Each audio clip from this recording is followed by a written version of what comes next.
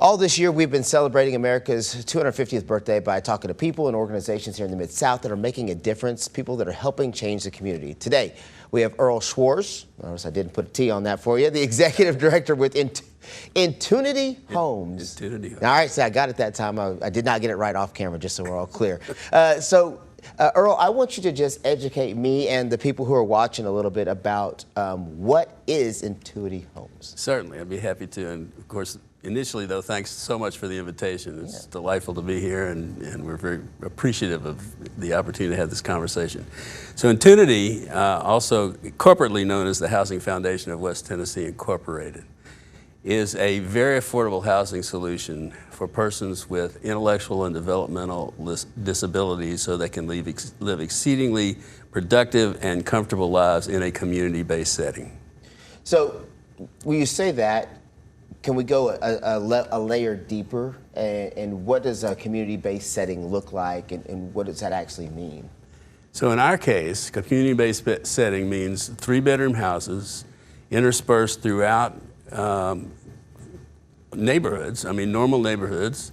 For our case, in the city of Memphis and in the city of Jackson, Tennessee. The idea, the concept is for folks with intellectual and developmental disabilities to live as, quote, normal a life in as normal a setting as possible. Because it's clear from the research and it's clear from experience that folks who have the opportunity to live and work and enjoy a house just like you and I, they thrive, create greater independence, and they're just more successful and more productive in a community-based setting as opposed to an institutional setting. Correct. Okay. And that was, I think, where I was going to go next. So the alternative, if you're not being able to provide housing, is that you're having to provide an institution, and what effect that has on people compared to the housing situation. It has a debilitating effect, and we know this because we were born out of litigation against the state of Tennessee over the conditions at their congregate care facility. In West Tennessee, it was the Arlington Developmental Center, which at one time may have housed 450 to 500 folks. Over 20 years of litigation, the state of Tennessee determined and agreed that the best practices are to have folks not living in a congregate care setting, but in an institution. And as that litigation was drawing to a close, the Housing Foundation, the Housing Foundation of West Tennessee, was created by court order to, at least in part, provide the housing opportunities in the community for folks as they transition from the institution. Have you been able to provide very much housing as this has been going on? Like, how big is the need? Well, the need is almost inestimable, but and never ending. The original motivation was to provide housing for folks who, as I said, as they come out of the institution. Right. The institution was closed in 2012. So now the mission is the same, but the motivation and the need is driven by the high cost of rental housing in general. So we're the antidote to high cost rental housing. Our folks pay roughly 60% of fair market value as rent.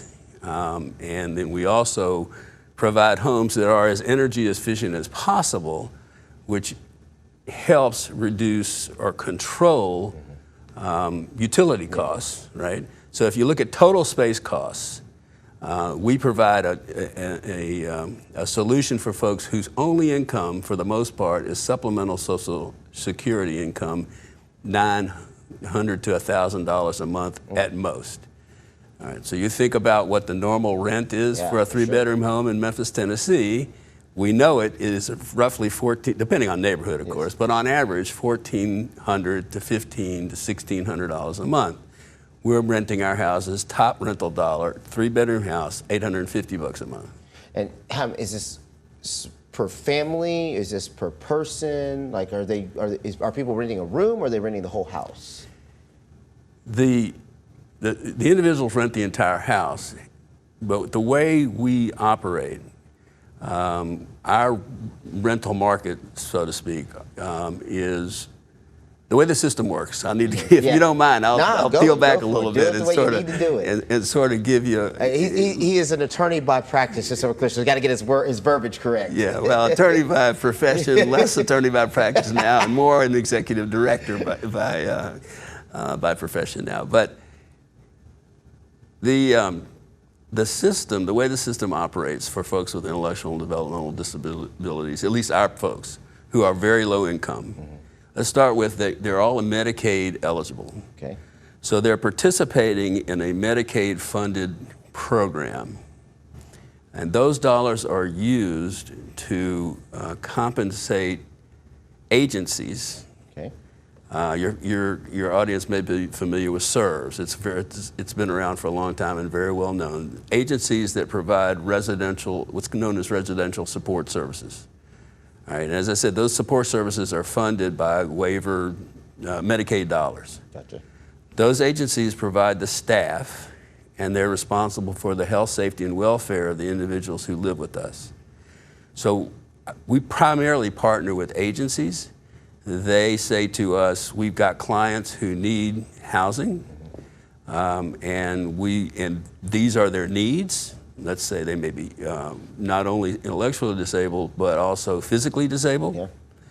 And so we try to pair the needs of those individuals with the houses that we have available, and in one case, the house that we are building and about to complete building. But so that's the system. That's how the system operates. And so agencies vary depending upon the clients that they serve. Agencies who serve clients with very high needs, who may only be able to live by themselves because of behavioral issues or emotional issues, as well as physical issues, then there'll only be one person living in the house. We budget to an average of 2.5 persons per house, but it will vary. There'll be one person living in the house, 2 people living in the house, or 3 people living in the house.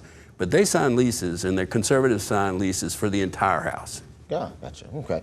So this is all, to be clear, this is all a nonprofit organization that you're the executive director for. That is absolutely right. And so we got to be clear that part of your mission is to continue to raise money and awareness for the need here in Memphis. That's a fair statement. That's about as fair as it gets. So, what can people? Obviously, you have Medicaid or Medicare, and you have like some government, some supplement. But how can the community help? If somebody's watching this and they said, "Man, that is a great cause. I want to get involved." How can a person sitting at home get involved? There are lots of ways to get involved financially. Yes, but let's keep it at financially. So IntunityHomes.org on the web. There are obviously links to, my contact information is there. There are links to donate. But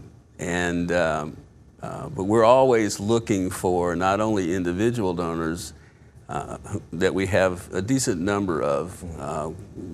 One of our favorite donors had a child who was intellectually disabled, and although that child was living at home and that child passed away, he has been a huge supporter. His name is Mike. I'm going to drop his name, Mike McGee. All right, Mike McGee. Who routinely gives us, $50, $60, $70 a month, but it's because he really believes in what we're doing. Gotcha. And then we have foundation money, we have government grants. The only thing, however, that has allowed us to exist is that when the litigation that I referenced before concluded, all of the parties involved, understanding the need to house folks as they came out of the institution, provided about $4 million in seed money. Gotcha. And this was in 2012. We still have a good portion of that money, and we have nearly 40 houses, 39 to be precise, but 40 sounds a whole lot. 40 sounds a little better. A whole lot better, but or at least it's a round number. Yeah.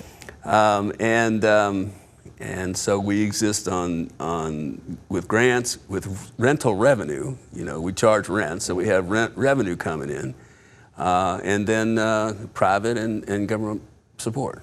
Is there a goal is there a number of houses that you're like, we got to get to at least this number to at least be able to, because you're talking about 400 and 500 people getting out of that institute, and there was nowhere for all of those people to go, right? Right. So is there a number of houses? You say you're almost at 40 now. Is there a magic number that's like, this could at least get us to a benchmark?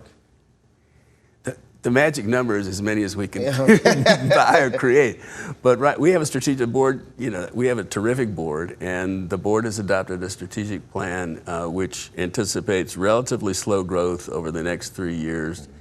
And while we investigate how large we can be after that, or what other models there may be. So we hope to be 50 houses by 2029. Gotcha. The end of 2029. And why is that date significant? That's the year I've announced that I'm retiring. Oh, is it? Okay. So they got to get to 50 before you get out of here. That's right. And then after that, they got to figure it out.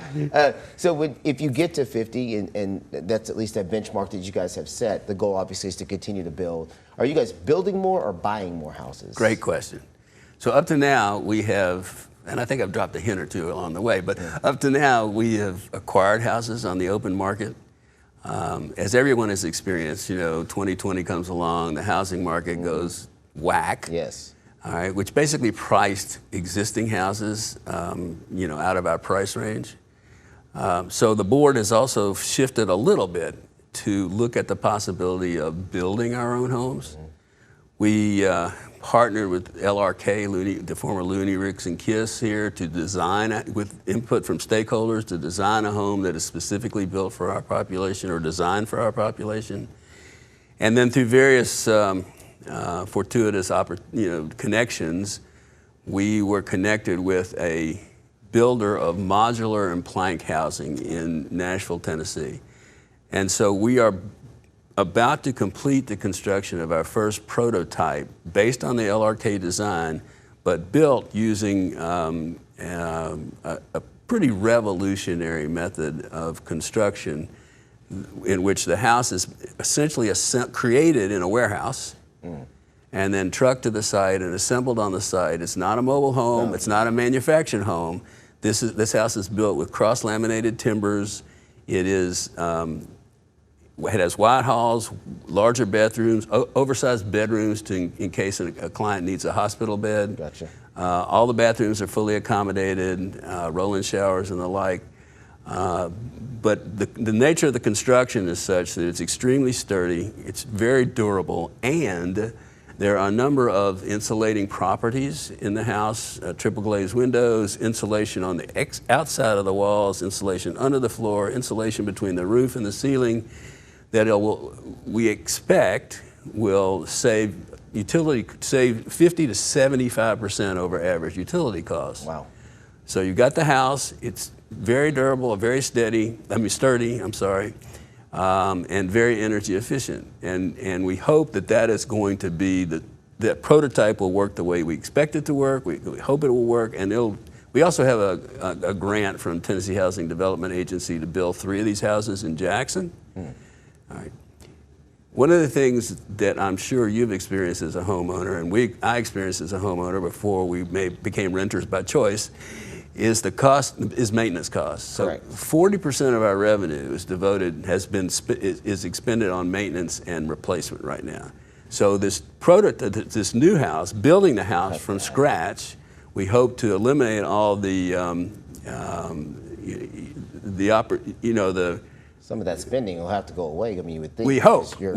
That's the theory. That's the theory. And B, you've been able to construct it in a way that. Yeah, when you buy a used house, it's like buying a used car. It's got deferred maintenance. You never know what's going to happen next. You don't know when the last oil change was. That's right. Exactly. Don't know when and you don't know when you don't know when the engine might explode. I mean, it's that sort of thing that we're trying to mitigate by building these houses. And now if we find the right opportunity to buy. We will, and we have done just that in the last year or so. We found a couple of houses that were really in our price point and were suited for our folks. So we're following both paths, but I am, as executive director, I'm really focused on trying to build houses according to this new design and using this new method. Well, it sounds like a great plan, because in theory, yes, as a homeowner, I can tell you, my clock is ticking on when I'm going to have to replace my roof, right? There you go. Things like that. And those are not cheap things to do. You're That's talking right. $30,000 plus to do something like that. So if you're trying to cut your expenses or at least mitigate them to a certain degree, building those houses does make a lot of sense. Would this give you guys the opportunity to build houses in, I don't want to use the word in a mass form, but you could be building ahead before you even have a place that you have to place a house? We're doing that. Oh, there you go. See, look, it's almost like I know what's going on around here. That's right. It's a very insightful question. So the builder that we've been working with, who's built the prototype for us, is also going to build the houses that we're building in Jackson. And we've identified a potential lot, but we don't own it yet. And they've already started designing the house and ordering materials to start the construction of the house in the warehouse, so that in theory, and it's not just theory, and I'll explain why. Once the materials get to the house, get to the site, the house can be erected, watertight, ready to move in 30 days. Wow. 45 days. And the house that we're building, we're building the house in Memphis on a street called Pershing. So which is in the Heights development community. So not only are we providing housing for our folks, really high quality housing for our folks, but we're contributing a small part to the redevelopment of that neighborhood. January the 12th of 2026, the foundation was ready. It had been poured, and it had been cured, and it was ready. January the 22nd, right before the ice storm, fortunately, the walls were erected, the roof was on, and the house was airtight, watertight. And it had a true test in that January ice storm, which it survived nicely. Well, good. I mean, I guess if you're gonna run a test, there's no better test than that. It was yes, it was pretty extreme. Well, I know we've been able to talk a lot about what the mission is and how you guys are trying to help in providing. But let's before we let you go, let's talk a little bit more about the need and why the need is so great, and maybe why it's been overlooked for so long. The need has been, yes. Let's work backwards. Let's work backwards. All right, this is a marginalized population. Mm-hmm. It's not the only marginalized population, but marginalized populations tend to get overlooked, right? So that's one reason why there has been a lack, if you want to say a lack of attention on the needs of this population. But the need is pretty extreme. I'll give you a good case study. This house that we're about to complete, we already know who the folks who are going to be moving in there. One of the individuals came to the service provider we're working with, Intunity Homes, out of a situation where he had spent years locked in his room. Locked in his room. Once he had the opportunity to move into a community setting and now into this setting, he's just a totally, as you would expect, a totally different person. Great guy. And we may not have other stories quite as extreme, but all of our tenants, we know that all of our tenants have much better lives now than they did before. Absolutely. Well, that's a great service that you're providing. Before we let you go, you got to tell people again how they can get involved if they're watching. Okay. IntunityHomes.org. Contact information. I'm Earle Schwarz. My mobile number. Oh, he's throwing the digits out there. 901-216-4790. My email address is eschwarz@intunityhomes.org. INTUNITYHOMES.org. And I'm available, I'm not going to say 24/7, but a lot. particularly for somebody who wants to write a check. If you got money to spend, Earle's going to make time for you right now. All right, so Earle, thank you so much for taking the time to educate myself and inform people at home as well who maybe have never thought about how they can get involved with helping this particular population that has been marginalized. So Earle Schwarz with Intunity Homes, again, one of the people and organizations that we are highlighting as part of our America's 250 Red, White, and You celebration, where we're just talking about people and organizations in the community that are making a difference and making the community better. So again, if you want to get involved and you want to help, go to intunityhomes.com or .org. Intunityhomes.org. We're going to put that somewhere here so people can see it too. And make sure and get involved. Spread the word, and let's help make this a mission that we can all get behind. Thanks again, Earle. Thank you.